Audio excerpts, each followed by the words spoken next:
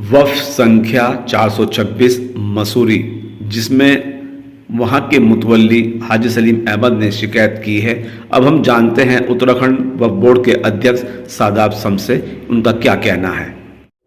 अध्यक्ष जी, एक मामला आ रहा है मसूरी वक्त की संपत्ति 426 का। उसमें बताया जा रहा है कि कुछ तथाकथित लोग वहाँ पे कब्जा कर रहे हैं। तो इसका आपका क्या अभी तक एक्शन हुआ है, उसको बताइए। देखिए, लगातार वक्फ की संपत्तियों पर जो वक्फ माफिया है, जो वक्फ इंक्रोचर है, वो लगातार कब्जे करता रहा है, हमने लगातार देखा है। और इसीलिए वक्फ अमेंडमेंट एक्ट लाना पड़ा। इसीलिए ये उम्मीद की सारी प्रक्रियाएं चल रही हैं कि जितनी भी संपत्ति है वक्फ की वो दर्ज की जाए। तो पहला प्रोसेस चल रहा है और ये जो कब्जे कर रहे हैं या जो ये इंक्रोच कर रहे हैं, इनके खिलाफ बहुत सख्त कार्रवाई के लिए, वो कहीं भी वक्फ की संपत्तियों पर इंक्रोच किया हो, सख्त कार्रवाई करने के लिए वक्फ बोर्ड वचनबद्ध है, कटिबद्ध है। और अब तो नया कानून आ गया है और युवा मुख्यमंत्री बहुत सख्त हैं। जिन्होंने भी अवैध निर्माण कर रहे हैं, वक्फ की संपत्तियों पर अवैध कब्जे हैं, वो लीगल किराएदार नहीं है, वो जबरदस्ती कर रहे हैं, तो जो मुतवल्ली उनके खिलाफ एक्शन लेगा, फिर वो सोच भी नहीं सकते, इतनी कड़ी सजा का प्रावधान है।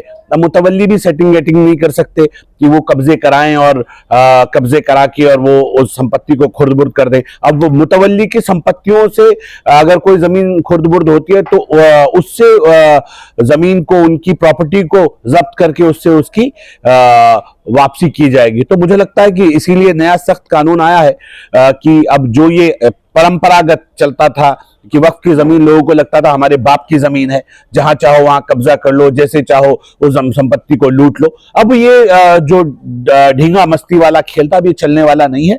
लगातार हम सारे जिलाधिकारियों को भी हमारे माध्यम से निर्देशित किया जा रहा है कि वक्फ की संपत्तियों को बचाने की जिम्मेदारी जिलाधिकारियों की है, सरकार की है। तो अगर अधिकारी भी लापरवाही बरतेंगे, कहीं कंप्लेन हुई है और अधिकारी ढीला ढवाली बरत रहे हैं, तो ऐसे अधिकारियों के खिलाफ भी हम कार्रवाई करने की लाइन पे बिल्कुल संकोच नहीं करेंगे। जहां माननीय उच्च न्यायालय को अवगत कराना पड़ेगा, वहां उनको अवगत कराएंगे, और जहां उससे ऊपर वाली अदालतों में जाना पड़ेगा, वहां जाएंगे। किसी कीमत पर भी 0% टॉलरेंस ऑन करप्शन की सरकार प्रदेश में चल रही है, देश में चल रही है। और अब भ्रष्टाचारियों के लिए और खासकर वक्त माफियाओं के लिए कहीं से कहीं तक कोई रास्ता बचने का नहीं है। बेहतर होगा कि वो वक्त रहते सुधर जाएं, नहीं तो अंजाम बहुत बुरा होने वाला है। सर, आपने वक्त माफिया की बात कर रहे हैं।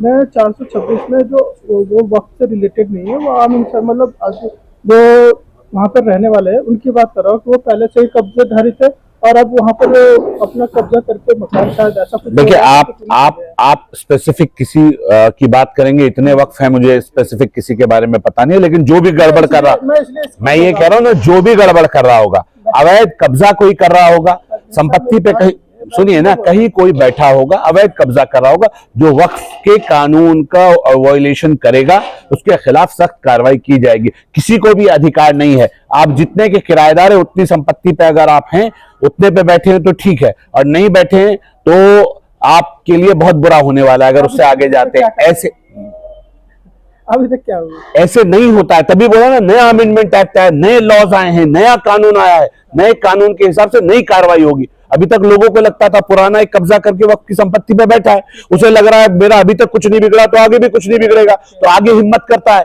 अब नया कानून आ जाएगा, जैसे ही 2, 4, 10 के ऊपर मजबूत कार्रवाई डेमोलिशन की शुरू होगी और वो जेलों में डाले जाएंगे, तो समझ में आएगा वक्त की संपत्ति पे कब्जा करना कैसा होता है। तो इसलिए हम कह रहे हैं कि नया कानून आ रहा है, सतर्क कर रहे हैं। जो शरीफ लोग हैं उनको हिदायत दी जा रही है कि गलत काम से बचें। अगर आप गलत काम करते हुए पाए गए तो आप भी उसी श्रेणी में, आपके खिलाफ कार्रवाई होगी जो वक्फ माफिया के खिलाफ होगी। नहीं छोड़ा जाएगा।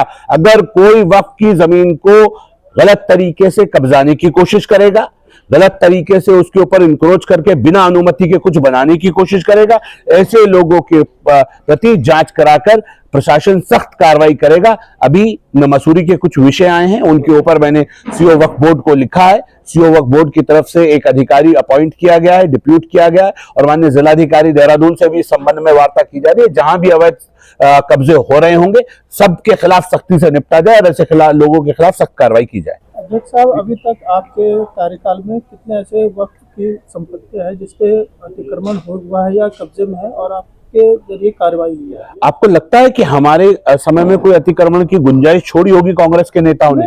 हमारे आने से पहले पहले ही सारी संपत्तियों पे कब्जे करा चुके हैं जो पूर्व के हमारे अध्यक्ष रहे हैं। उन्होंने इंच भर भी जगह नहीं छोड़ी कि कहीं ऐसी जमीन छोड़ दी हो कि जिसके ऊपर कुछ किया जाए। सब कांग्रेसियों के वक्फ माफियाओं के कब्जों में है। हमारा मानना यह है, आप बताइए कि पुरानी जो वक्फ थे, इसीलिए तो हमने कहा ये वक्फ अमेंडमेंट एक्ट लाने की जरूरत क्यों पड़ी?